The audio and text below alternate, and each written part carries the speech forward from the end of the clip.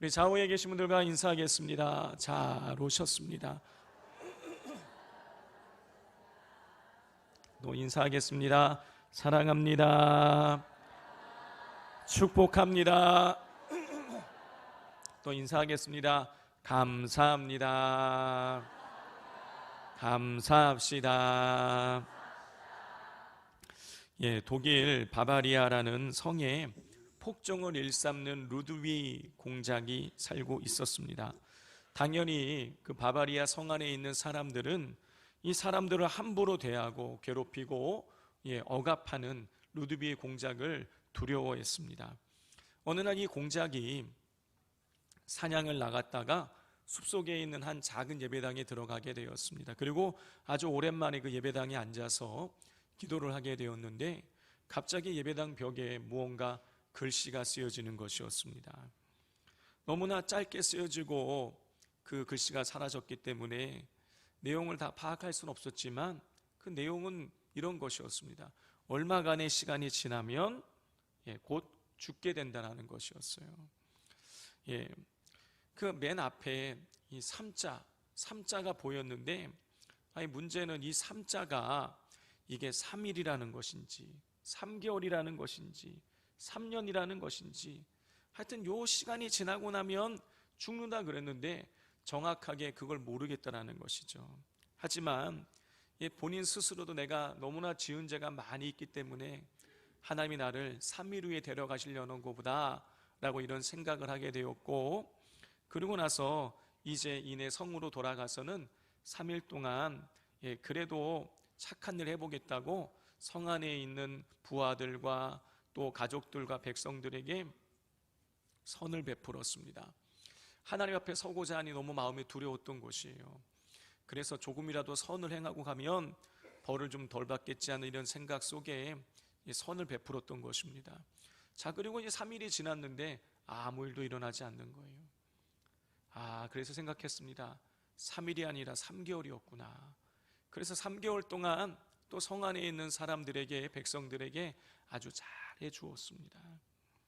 자, 그런데 석 달이 지나도 여전히 죽지 않고 살아있는 것이에요.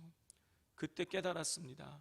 하나님께서 나를 3년 후에 데려가시려고 이렇게 하셨던 거구나 싶어서 3년 동안 이제 더 열심히 최선을 다해 살면서 사람들에게 선과 정의를 베풀었습니다. 이제 3년이 거의 다 지나가게 되었어요. 자, 그런데 그쯤에 갑자기 나팔 소리가 나더니 독일 왕실에서 시찰단을 보내었습니다. 이 왕실 시찰단이 이 루드비히 공작을 찾아왔던 이유는 이 루드비히 공작을 황제로 삼기 위해서였어요.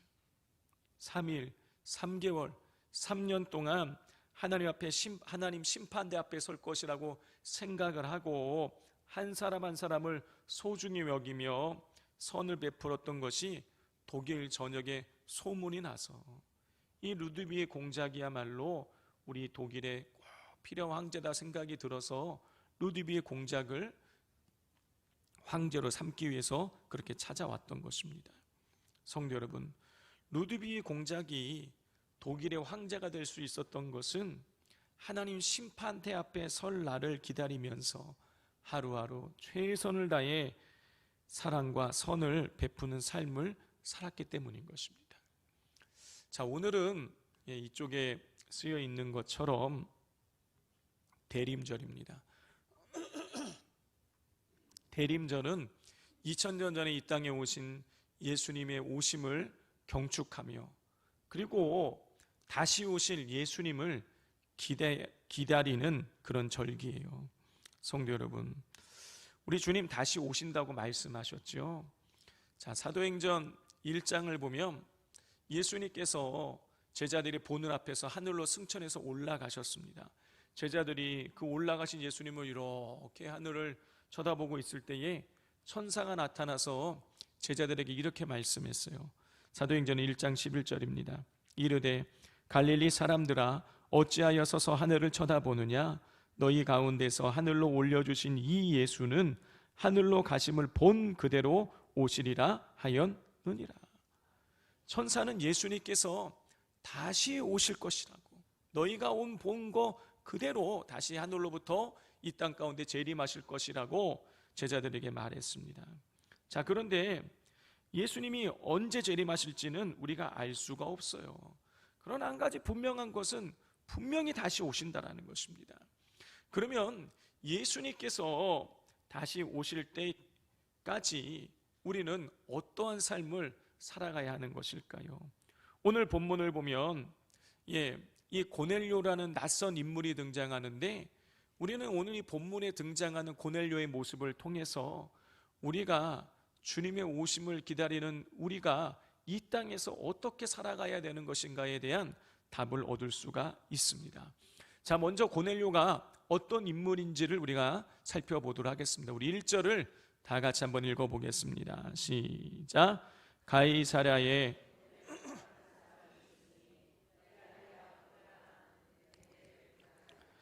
고넬료는 가이사랴에 주둔한 이달리아 부대의 백부장이었어요.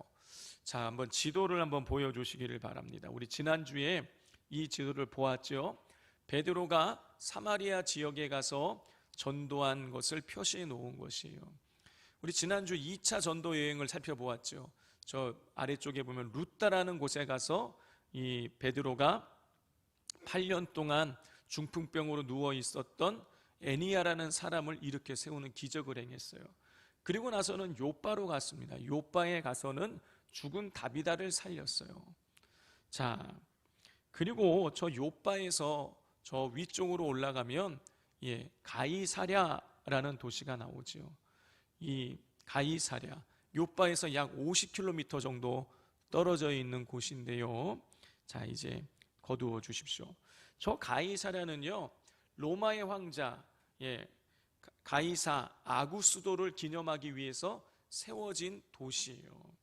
자, 저 가이사랴는요, 그렇기 때문에 황제를 위해서 세워진 도시이기 때문에 아주 그 경관이 으리으리했습니다.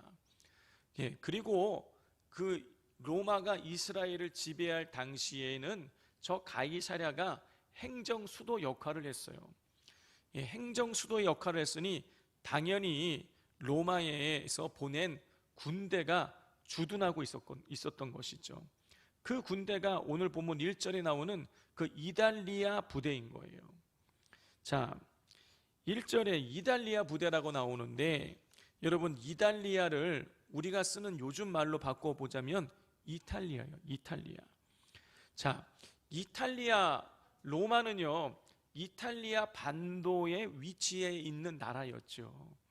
그러니까 이달리아 부대라는 것은 로마 정부가 파견한 부대다, 그런 뜻인 거예요. 자, 기록에 보면은요, 이 가이사라에 파견된 이 이달리아 부대는요, 그 수가 한 600명에서 1000명 정도, 한 연대 정도 규모가 되는 것이었죠. 그런데 이 부대의 백부장, 즉 100명의 군사를 거느린 장교가 바로 고넬료였어요. 당연히 고넬료는 로마에서 파견된 장교인 것이죠. 사람이었던 것입니다. 자, 유대인 입장에서 보자면은 이방인인 거예요. 자, 성도 여러분, 일제시대 때에 일본에서 파견된 이 군인들이 우리나라 사람들을 얼마나 괴롭혔습니까? 그 사람들은 일본 군인들은 우리에게 와서 우리나라 사람들을 괴롭히고 우리나라의 문화를 말살했어요. 개화라는 명목으로 상투를 자르게 하고 이름을 바꾸고, 그리고 수염을 깎게 했어요. 우리나라 문화를 완전히 짓밟았습니다. 그런데 로마에서 파견된, 지금 이스라엘을 식민 지배하고 있는 로마에서 파견된 이 고넬료, 이 군인은, 장교는 자신들이 지배하고 있는 이스라엘을 존중했습니다. 우리 2절을 같이 한번 읽어보겠습니다. 그가 경건하여 온 지방과 더불어 하나님을 경외하며 백성을 많이 구제하고 하나님께 항상 기도하더니. 고넬료가 어땠다고 기록하고 있습니까? 그가 경건하였다라고 기록되어 있어요. 여러분, 이 경건하여라고 이 번역된 유세베스라는 단어의 뜻은 뭐냐면 움츠리다, 이런 뜻이에요. 그가 움츠렸다라는 거예요. 여러분, 경건은 움츠리는 거예요. 자, 그런데 누구 앞에서 움츠리냐는 것입니다. 자, 오늘 본문에 보면 그가 경건하여 온 지방과 더불어 하나님을 경외하였다 그랬어요. 그러니까 이 고넬료는 하나님 앞에서 움츠린 거예요. 자기들이 식민 지배하고 있는 나라 사람들이 믿는 하나님을 이 식민 지배하는 로마의 장교가 하나님을 경외했다라는 거예요. 여러분, 이거는 이 고넬료가 이스라엘을 존중하고 있다라는 것을 보여주는 것이고요. 그리고 그가 정말로 하나님 앞에서 움츠리면서 경건한 삶을 살아갔음을 보여주고 있는 것이죠. 자, 그러면 이 고넬료의 경건은 삶 속에서 어떻게 나타났을까요? 자, 첫째로 고넬료는요, 온 지방과 더불어 하나님을 경외했어요. 자, 그가 경건하여 온 지방과 더불어 하나님을 경외하여 이렇게 돼 있어요. 여러분, 히브리어로 경외를 나타내는 단어가 파하드라는 단어인데요, 이 파하드는 어떤 의미냐면은 두려움을 나타내는 거예요. 두려움. 그런데 어떤 두려움이냐? 떨림이 있는 두려움. 여러분, 두렵다고 다 몸을 떠는 게 아니에요. 그런데 이 파하드, 경외한다라는 뜻은요, 떨림이 있는 두려움을 의미하는 거예요. 자, 그런데 우리가 두려워서 떨 때는 여러분 좀 두 가지 경우가 있어요. 자, 제가 한번 예를 들어 보겠는데요. 여러분, 조선 시대 때에 우리 사극들을 많이 하지 않습니까? 제가 어릴 적에 보던 TV 프로그램 중에 암행어사 박문수라는 TV 프로그램이 제가 기억이 나요. 이 암행어사 박문수가 지방 여러 고을을 다니면서 나쁜 탐관오리들 가갖고 막 허름한 옷 입고 갔다가 탐관오리의 그 나쁜 행적들을 딱 보고 있다가 결정적으로 뭘 꺼냅니까? 여기서 이렇게 해갖고 마패를 딱 꺼내고 암행어사 출동이요 딱 이러면 탐관오리가 그 자리에서 어떻게 합니까? 벌벌 떨면서 납작 엎드리죠. 여러분, 두려워서 떠는 경우는요, 내가 뭔가 잘못해가지고 무서워서 두려움에 떠는 경우들이 있어요. 또 이런 경우들이 있습니다. 두려워서 떠는 경우가, 여러분, 조선시대 때에 임금님이 가끔씩 이 백성이 사는 데를 행차를 하죠. 그러면 어떻게 합니까? 우리가 사극을 보면 어때요? 백성들이요, 임금님이십니다 그러면 어떻게 합니까?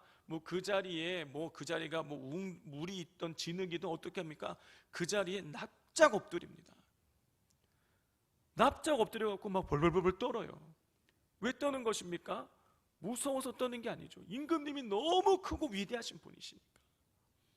그 앞에서 경외심을 가지고 두려워서 떠는 거예요. 자, 고넬료가 하나님을 경외했다, 하나님 앞에서 두려워서 떤 거는요, 암행어사 박문수 앞에서 탐관오리들이 무서워서 떠는 그런 이유가 아니죠. 이 고넬료가 하나님 앞에서 두려워 떨었던 이유는요, 너무 하나님이 크고 위대하시니까 거기에 완전히 압도당해가지고 두려움을 가지고 떨었다, 그런 뜻인 거예요. 성도 여러분, 진짜 하나님을 크고 위대하심, 하나님의 그 크고 위대하심에 압도당해서 섬기는 사람은요, 어떤 삶을 살겠습니까? 하나님 앞에서 거짓된 삶을 살 수 없지요. 그런 사람은 진짜 하나님 앞에서 정직하고 진실한 삶을 살아갈 수밖에 없는 것이에요. 여러분, 고넬료가 그러했던 것이에요. 그럼 이걸 우리가 어떻게 할 수 있느냐? 그가 경건하여 온 지방과 더불어 하나님을 경외하였다라는 이 기록을 보면 우리가 그걸 알 수 있어요. 고넬료가 혼자서만 하나님을 경외한 것이 아니에요. 온 지방과 더불어서, 다시 말해서 모든 가족과 함께 하나님을 경외했다, 그런 뜻인 거예요. 여러분, 이것이 의미하는 바가 무엇입니까? 고넬료가 집안 내에서 하나님을 경외하는 사람답게 살아갔다라는 거예요.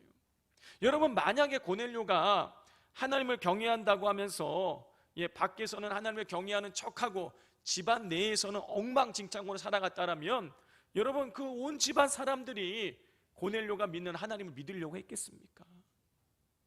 진짜 고넬료가 밖에서든 집안에서든 어디에 있든지 간에 하나님을 경외하는 사람으로 살아갔기에 여러분, 그 식민 지배받는 이스라엘의 사람들이 믿는 그 하나님을 진짜 고넬료가 정말 정직하고 진실하게 믿었기에 그 모습에 감동되어져서 온 집안 사람들이 다 같이 믿게 된 것이죠.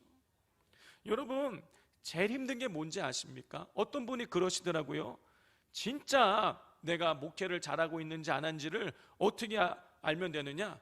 집안에서 부인에게, 자녀들에게 인정받으면 그거 목회 잘하고 있는 것이다. 여러분, 우리가 밖에서는 사람들을 속일 수 있지만은요, 집안에서는요 속일 수 없어요. 다 드러나는 것입니다. 근데 고넬료는요 집안에서도 인정받은 거예요. 진짜 하나님 믿는 사람답게 정직하게 경건하게 하나님을 두렵고 떨림으로 섬기면서 하나님을 잘 섬기는 삶을 살아갔던 것입니다. 자, 두 번째로 고넬료의 경건이 어떻게 드러나게 되었느냐? 구제를 통해서 드러났어요. 우리 2절을 같이 한번 읽어보겠습니다. 그가 경건하여 온 지방과 더불어 하나님을 경외하며 백성을 많이 구제하고. 성경은요 고넬료가 구제했다고만 기록하고 있지 않아요. 그냥 구제했다 기록하고 있지 않습니까? 않습니다. 뭐라고 기록되어 있습니까? 많이 구제했다 기록하고 있어요. 여러분, 이것이 의미하는 바는 무엇입니까? 고넬료가 구제하는 일에 진심이었다라는 거예요. 구제하는데 힘을 썼다, 그런 뜻인 것입니다.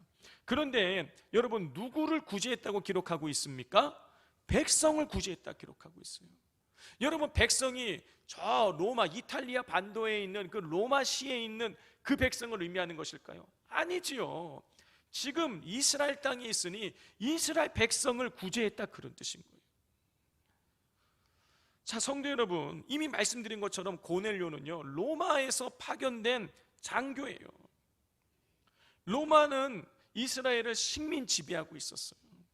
여러분, 당시에 고넬료처럼 식민지에 파견된 군인들과 관료들은요 그 식민지에 사는 사람들에게 사는 사람들을 착취하여서 자기의 배를 불리고 주머니를 불리는데 혈안이 되어 있었어요. 그런데 고넬료는 그렇지 않은 거예요. 고넬료는요 그렇게 여러 군인들이 관료들이 괴롭히고 빨대 꽂아서 빨아먹는 그 식민지에 사는 그 이스라엘 사람들을 열심히 구제했어요. 성도 여러분, 고넬료가 왜 이스라엘 백성을 구제한 것일까요? 여러분, 그 이유를 성경이 기록하고 있지 않아요. 그러나 그가 경건하여서 하나님을 경외하는 사람이었다는 이 성경의 기록을 통해서 우리는 그가 왜 구제했는지를 이유를 발견할 수가 있어요. 성도 여러분, 고넬료는 온 지방과 더불어 하나님을 경외할 정도로 진실로 하나님 앞에서 경건한 사람이었습니다. 그렇기에 그가 하나님을 그렇게 진실로 믿는 경건한 사람이었기에 여러분, 구제는요 당연한 일이었던 거예요. 자, 야고보서 1장 27절입니다. 하나님 아버지 앞에서 정결하고 더러움이 없는 경건은 곧 고아와 과부를 그 환난 중에 돌보고, 이렇게 돼 있어요. 하나님께서는요 야고보서 사도를 통해서 진짜 정결한 경건은 무엇이냐? 고아와 과부, 약한 자들을 돌아보는 것, 구제하는 것이다. 진짜 경건한 사람은 구제하는 사람이다, 약한 자들을 돕는 사람이다라고 하나님 말씀해 주셨어요. 따라서 진정으로 하나님을 경외하는 사람들은요 자연스럽게 이웃을 구제하는 삶을 살게 되는 것이죠. 성도 여러분, 성경은요 하나님 사랑과 이웃 사랑이 분리될 수 없다고 우리에게 가르쳐 주고 있습니다. 요한일서 4장 20절 21절이에요. 누구든지 하나님을 사랑하노라 하고 그 형제를 미워하면 이는 거짓말하는 자니 보는 바 그 형제를 사랑하지 아니하는 자는 보지 못하는 바 하나님을 사랑할 수 없느니라.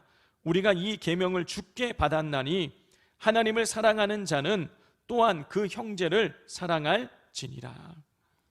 하나님께서는요 사도 요한을 통해서 하나님을 사랑한다고 하면서, 보이지 않는 하나님을 사랑한다고 하면서 보이는 이웃을 사랑한다고, 이웃을 사랑하지 않는다면 하나님 사랑 그거 가짜다. 진짜 하나님을 사랑하는 사람은 이웃을 사랑해야 된다라고 말씀해 주셨습니다. 하나님 사랑과 이웃 사랑이 분리될 수 없는 것이에요. 그렇기에 하나님 앞에서 경건하며 진정으로 하나님을 경외한 고넬료는요, 당연히 하나님 사랑을 이웃 사랑으로 실천할 수밖에 없었던 것이죠. 마지막 세 번째로 고넬료의 경건은요, 기도를 통해서 나타났습니다. 우리 2절을 마지막까지 다 같이 한번 읽어보겠습니다. 시작. 그가 경건하여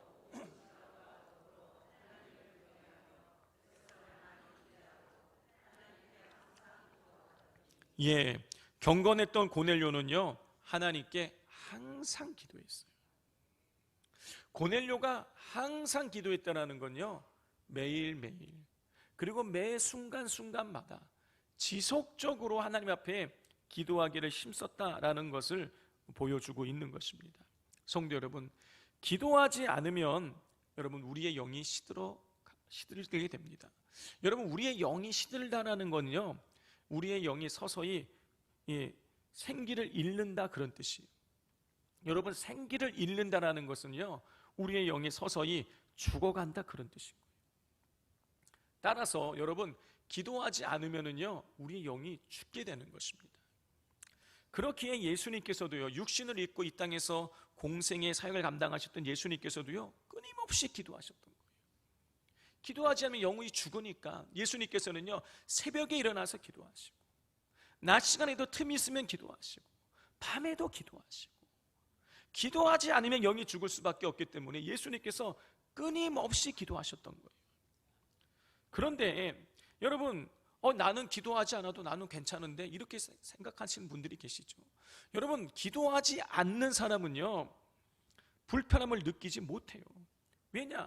항상 기도하지 않아서 생기가 없는 삶을 살았기 때문에. 그게 그냥 생기 없이 살아가는 것이, 내 영에 생기가 없는 것이 늘 일상이었기 때문에 기도하지 않아도요, 아무 불편함을 못 느끼는 거예요. 그런데 실상은 죽어가고 있는 것이죠. 반면에 기도하는 사람은요, 기도하는 사람이 잠깐 기도하지 않게 되면은요, 불편하고 답답한 거예요. 왜냐? 생기가 잃어가는 게 느껴지니까, 내 영이 죽어가는 게 느껴지니까, 그래서 계속해서 다시 깨어 기도하게 되는 것이죠. 여러분, 그런데 고넬료는요, 항상 기도했어요. 이거는 고넬료가 진짜로 하나님과 함께하는 경건한 사람이었음을 보여주고 있는 것이죠. 자, 정리를 해보자면 고넬료는 경건한 사람이었어요. 그리고 그 경건은 하나님을 경외함으로, 이웃을 구제함으로, 그리고 항상 기도함으로 드러나게 되었습니다. 자, 이러한 이 고넬료의 이 모습은요, 주님의 재림을 기다리는 자들에게 꼭 필요한 모습입니다. 성도 여러분, 예수님께서 언제 오실지 우리는 알 수가 없어요. 마태복음 24장 36절입니다. 그러나 그 날과 그때는 아무도 모르나니 하늘의 천사들도 아들도 모르고 오직 아버지만 아시느니라. 예수님이 재림하시지만 예수님도 언제 재림하실지 모르신다라는 거예요. 그건 오직 아버지 하나님만 아신다라는 것입니다. 그러나 한 가지 확실한 것은 무엇입니까? 예수님 반드시 재림하신다라는 거예요. 여러분, 성경은요, 예수님의 초림, 다시 말해서 어린 아기로 이 땅에 오시는 것을 우리가 초림이라고 말하는데, 성경은 예수님이 초림하실 때는요, 구유에 오시지만 재림하실 때는요, 구름을 타고 오신다고 기록하고 있어요. 초림 때는 멸시를 당했지만 재림 때는요, 기이 여김을 받는다고 기록하고 있어요. 초림 때는 고난을 받았지만 재림 때는 영광을 얻으실 것이라고 기록하고 있습니다. 초림 때는 죄인의 모습으로 십자가를 지셨지만 재림 때는요, 면류관을 쓰신 왕의 모습으로 이 땅에 오실 것이라고 분명히 기록하고 있어요. 여러분, 이렇게 성경은 예수님께서 재림하실 때 어떤 모습으로 오실지를 분명하게, 명확하게 기록하고 있습니다. 성도 여러분, 구약 성경에 보면 예수님의 초림에 대해서 456회 예언되어져 있습니다. 그리고 신구약 성경 우리가 다 읽어보면 예수님이 재림하실 것에 대해서 1518회가 예언되어져 있어요. 456회 예언되어져 있는 예수님의 초림은 성취되었습니다. 그렇다면 1518에 예수님이 재림을 어떠하겠습니까? 당연히 성취되겠죠. 여러분, 그러므로 믿음의 성도들은 예수님께서 오늘 오셔도 마라나타 주 예수여 어서 오시옵소서 하며 기쁨으로 맞이할 수 있도록 고넬료처럼 하나님을 경외하며 구제하며 항상 기도함으로 경건함을 지켜나갈 수 있어야겠습니다. 이솝우화에 이런 이야기가 있어요. 사자와 당나귀와 여우가 함께 사냥을 했습니다. 자, 그리고 나서 사자가 당나귀에게 말했습니다. 우리가 사냥을 했는데 이거를 한번 나눠봐라. 나눠서 한번 나눠봐라. 3명이 먹을 수 있게 나눠봐라 그랬어요. 그랬더니 당나귀가 정확하게 그걸 3분의 1씩 나눈 것입니다. 사자가 그게 못마땅해서 당나귀를 잡아 먹어버렸어요. 그리고 나서 이번에는 여우한테 말했습니다. 네가 한번 나눠봐라. 자, 정상적이라면 어떻게 됩니까? 2분의 1씩, 절반씩 나눠야 되잖아요. 그런데 여우가 어떻게 했느냐? 자기는 쥐꼬리만큼 갖고 나머지는 사자 보고 다 네 몫이라고 준 거예요. 사자가 너무 기분이 좋았어요.